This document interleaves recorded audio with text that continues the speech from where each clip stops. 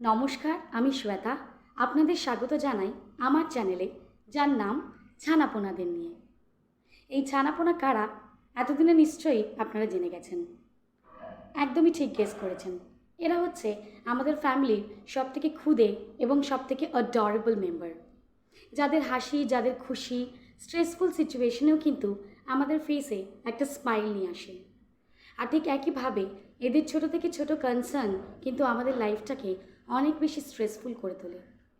আজকে এই ভিডিওতে আমি সেরকমই একটা কনসার্ন নিয়ে কথা বলবো, যেটা প্রায় প্রত্যেকটা ফ্যামিলিতেই কিন্তু একটা এরিয়া অফ কনসার্ন হয়ে দাঁড়িয়েছে। সেটা হলো কাফ অ্যান্ড কোল্ড, অর্থাৎ সর্দি কাশি। আজকের এই ভিডিওতে এই সর্দি কাশিজনিত আমার কিছু পার্সোনাল এক্সপিরিয়েন্স আমি শেয়ার করব এবং একটা ন্যাচারাল রেমেডি আপনাদের বলবো, যেটা ইউজ করে এই সর্দি কাশির সমস্যা থেকে আপনারা কিন্তু রেহাই পেতে পারেন। যদি আমার এই ভিডিওটি আপনার ভালো লাগে তাহলে অবশ্যই লাইক করবেন, শেয়ার এবং কমেন্ট করতে ভুলবেন না কিন্তু। কাফ অ্যান্ড কোল্ড বাচ্চাদের মধ্যে কিন্তু খুবই কমন আর খুবই একটা সাধারণ ইস্যু। কিন্তু কোভিড সিচুয়েশনের পর থেকে দেখা যাচ্ছে এই সাধারণ এবং সামান্য ইস্যুটাই একটা অসামান্য ইস্যু হয়ে দাঁড়িয়েছে। অর্থাৎ বাচ্চার যখন কাফ অ্যান্ড কোল্ড হচ্ছে, সেটা কিন্তু খুব সহজেই সেরে যাচ্ছে না। বিশেষত যখন তার কাশি হচ্ছে, সেই কাশি কিন্তু একটা দীর্ঘমেয়াদী কাশি হয়ে দাঁড়াচ্ছে। অর্থাৎ সেটা 15 দিন, 20 দিন, কখনো কখনো 1 মাস ধরে একটা বাচ্চা কিন্তু সেই সর্দি কাশি থেকে সর্দি কাশির প্রবলেমে ভুগছে। এবার যখন আমরা ডক্টরের কাছে যাচ্ছি, ডক্টর কিন্তু মেডিসিন প্রেসক্রাইব করছেন, কিন্তু সেই মেডিসিনটা খেয়ে প্রায়শই দেখা যাচ্ছে ম্যাক্সিমাম বাচ্চাদের কাফ অ্যান্ড কোল্ড কিন্তু কমছে না। সেক্ষেত্রে 10 days 15 days পরে যখন আমরা আবার রিভিজিট করছি ডক্টরকে, তখন প্রায়শই দেখা যাচ্ছে ডক্টররা কিন্তু ইনহেলার প্রেসক্রাইব করছেন বাচ্চাদের। এই সমস্যাটা কিন্তু আমার সাথেও হয়েছে। আমার বেবি প্রায়শই, মানে এটা একটা রেকারিং ইস্যু। এই কাফ অ্যান্ড কোল্ডটা আগে যেমন কি সর্দি কাশিটা হতো, মেডিসিন খেয়ে কমে গেল।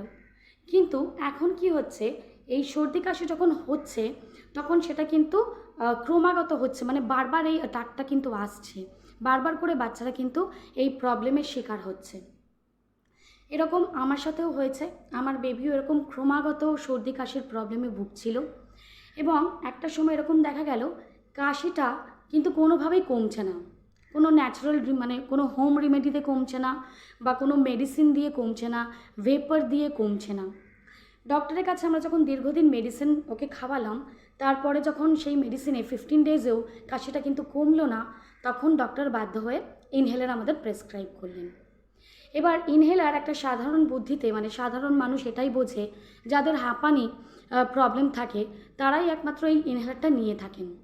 কিন্তু যখন এই কাশির জন্য ইনহেলার আমাদের প্রেসক্রাইব করছেন ডক্টররা, এটা প্রথমত আমাদের কাছে ভীষণ একটা নতুন জিনিস, আর একটা বাচ্চাকে ইনহেলার দেওয়া খুব একটা ডিফিকাল্ট ব্যাপার।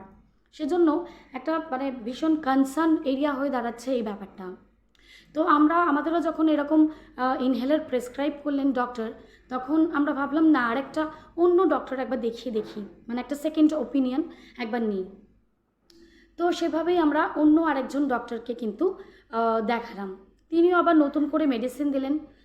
10-15 days মেডিসিনটা কন্টিনিউ করা হলো, কিন্তু সেই মেডিসিনের কোর্স কমপ্লিট হওয়ার পরও যখন কাশিটা কমলো না, তখন কিন্তু সেই একইভাবে তিনিও আমাদের কিন্তু ইনহেলারই প্রেসক্রাইব করলেন। এবার আর কোনো উপায় নেই, ইনহেলার দিতেই হবে, কারণ দুটো ডক্টর আমাকে সেম কথা বলেছেন।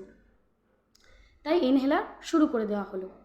এবার ইনহেলার শুরু করার পর যেটা প্রবলেম, সেটা হচ্ছে ডক্টর যখন ইনহেলার প্রেসক্রাইব করেছিলেন তখন বলেছিলেন এটা আস্তে আস্তে করে আমরা কিন্তু ডোজটা কমাবো।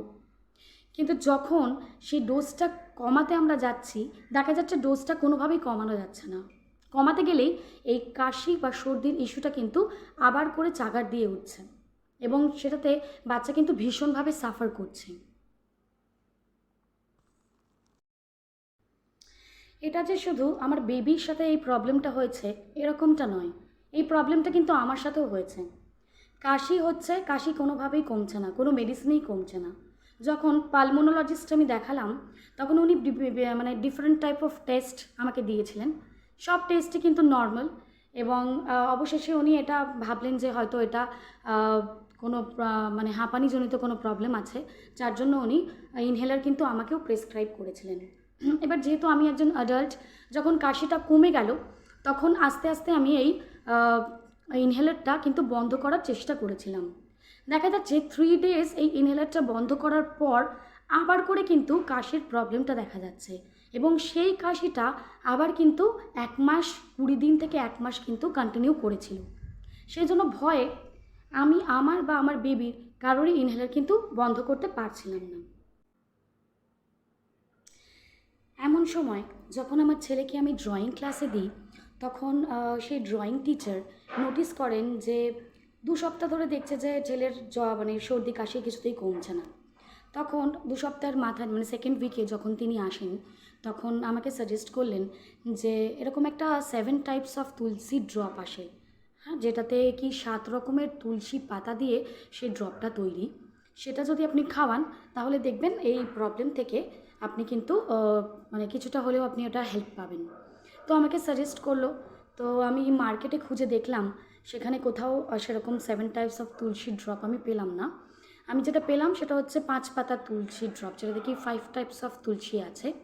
অনলাইন কিন্তু পাচ্ছিলাম, কিন্তু আমার খুব একটা জেনুইন মনে হচ্ছিল না।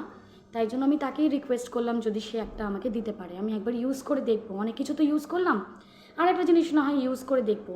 কারণ ততদিনে প্রায় 10 মাস ধরে আমার ছেলের ইনহেলার কিন্তু চলছে, এবং একইভাবে আমারও কিন্তু চলছে, কারোরটাই কিন্তু কোনোভাবে বন্ধ করা যাচ্ছে না। তাই আমি ভাবলাম এত কিছু যখন ইউজ হচ্ছে, তখন আর একটা জিনিস যেটা কি খুব ন্যাচারাল একটা রেমেডি, তো সেটা ইউজ করতে কোনো প্রবলেম নেই। তো তার কাছে আমি কিন্তু বললাম যে যদি একটা এক্সট্রা থাকে যদি আমাকে দেয়। তো সে ভীষণই কাইন্ড ছিলেন, যে আমাকে হেল্প করেছিলেন একটা তুলসীর ড্রপ দিয়ে। তো আমি দেখলাম যে 1 সপ্তাহ খাওয়ার পরেই কিন্তু ছেলের এবং আমার দুজনেরই কিন্তু সর্দি কাশির প্রবলেমটা আস্তে আস্তে কিন্তু কমে আসছে। এখন আমার ছেলে এই তুলসীর ড্রপটা খাচ্ছে প্রায় 1 মাস হয়ে গেল, এবং এর মধ্যে যে ইনহেলারটা আমি একেবারেই বন্ধ করতে পারছিলাম না, যেটা ডক্টর আমাকে দিনে 4 বার করে প্রেসক্রাইব করেছিলেন, সেটা কিন্তু এখন আমি 1 বার করতে পেরেছি। কিন্তু এটা খুবই আস্তে আস্তে করতে হয়। বাচ্চাদের সাথে কোনো জিনিসই কিন্তু খুব র্যান্ডম করা যায় না, ভীষণই সইয়ে সইয়ে আস্তে আস্তে যে কোনো জিনিস বন্ধ করতে হয়। তো আমরাও ওই ট্রায়াল অ্যান্ড এরর বেসিসে আস্তে আস্তে কিন্তু করেছি। আর যখন তুলসীর ড্রপটা আমরা শুরু করেছিলাম প্রথমে, এটা কিন্তু ভীষণই একটা কড়া টেস্ট, খুব একটা ঝাল খেতে লাগে, বাচ্চারা ভালোবাসে না এটা খেতে। সেজন্য যখন শুরু করেছিলাম তখন কিন্তু মানে জলের মধ্যে 1/2 কাপ জলে 1 ফোঁটা করে দিয়ে আমরা কিন্তু শুরু করেছিলাম, এবং তারপরে ওটা 2 ফোঁটা 3 ফোঁটা, এখন কিন্তু ওকে আমি 4 ফোঁটা দিই। যেহেতু আমি ইনহেলারটা বন্ধ করেছি, বাবা আর একটা যে পাফ আছে ওটাও যেহেতু আমি বন্ধ করতে চাইছি, সেজন্য আমি কিন্তু 4 ফোঁটা করে ওকে দিনে 4 বার করে দিচ্ছি, এবং আমিও কিন্তু একইভাবে 4 ফোঁটা করে দিনে 4 বার করে ওটা খাচ্ছি। আমার ইনহেলারটা 2 বার করে প্রেসক্রাইব করেছিলেন ডক্টর, যেটা আমি কিছুদিন মানে 15 ডেজ ওই তুলসীর ড্রপটা খাওয়ার পরেই কিন্তু আমার ইনহেলারটা আমি বন্ধ করতে পেরেছি। অ্যাকচুয়ালি বড়দের সাথে যে কোনো এক্সপেরিমেন্ট করা যেতে পারে, কারণ যে কোনো মানে সিচুয়েশনে বড়রা মানে অ্যাডাল্টরা কিন্তু সহ্য করে নিতে পারবে, কিন্তু বাচ্চারা সেটা করতে পারবে না। তাই জন্য বাচ্চাদের সাথে যেটাই করবেন খুব ধীরে ধীরে এক্সপেরিমেন্টাল বেসিসে খুব আস্তে আস্তে কিন্তু সেটাকে বন্ধ করতে হবে। তো যাই হোক, ঠাকুরের কৃপায় আমরা 1 বার এখন ওকে ইনহেলার দিচ্ছি, আর বাকি 3 বার কিন্তু আমরা বন্ধ করতে পেরেছি এই তুলসী ড্রপটা ইউজ করার পর। এখানে বলে রাখা ভালো যে কোনো কোম্পানি থেকে কিন্তু আমার এই ভিডিওটা এন্ডোর্স করেনি, কিংবা আমি ক্যাশ বা কাইন্ডে কারো থেকে কিন্তু কোনো হেল্প পাইনি এই ভিডিওটা করার জন্য। এটা আমি করছি কারণ আমি নিজে উপকৃত হয়েছি আমার ক্ষেত্রে, এবং আমার বাচ্চার ক্ষেত্রে আমি কিন্তু অনেকটাই উপকার পেয়েছি। তাই আমি সবাইকে সাজেস্ট করতে চাই যে এটা একবার ইউজ করে আপনারা দেখতে পারেন। এটা কিন্তু একটা ন্যাচারাল রেমেডি, যেটা খেলে কিন্তু আপনারা অনেকটাই উপকার পাবেন। আমি যে তুলসীর ড্রপটা ইউজ করি সেটা আপনাদের একবার দেখাতে চাই। এই যে দেখতে পাচ্ছেন কি, এইটা লেখা আছে ফিওনা 7 তুলসী ড্রপ। আপনারা যদি মার্কেটে এটা পান তো ভালো, কিংবা আপনারা যে কোনো available 7 types of Tulsi drop use করে কিন্তু একবার দেখতে পারেন। যদি 7 টাইপস অফ তুলসী ড্রপ পাচ্ছেন না, তাহলে 5 পাতার যে তুলসী ড্রপটা কমনলি পাওয়া যায় সেটাও একবার ইউজ করে দেখতে পারেন। যদি আপনাদের হেল্প হয় তাহলে কমেন্ট করে অবশ্যই জানাবেন। ছোটোবেলায় পড়েছিলাম, সকলের তরে সকলের আমরা, প্রত্যেকে আমরা পরের তরে। তাই জন্য আপনারা যদি এটা ইউজ করে উপকার পান তাহলে অবশ্যই কিন্তু সকলের সাথে শেয়ার করবেন। কারণ এটা ইউজ করে যদি বাচ্চারা উপকৃত হয়, যদি একটা বাচ্চাও উপকৃত হয়, আমি কিন্তু খুব খুশি হব। তাই অবশ্যই যদি আপনারা নিজেরা উপকৃত হন তাহলে অবশ্যই ভিডিওটাকে শেয়ার করবেন, যাতে সকলে এটা ইউজ করে কিন্তু উপকৃত হতে পারে।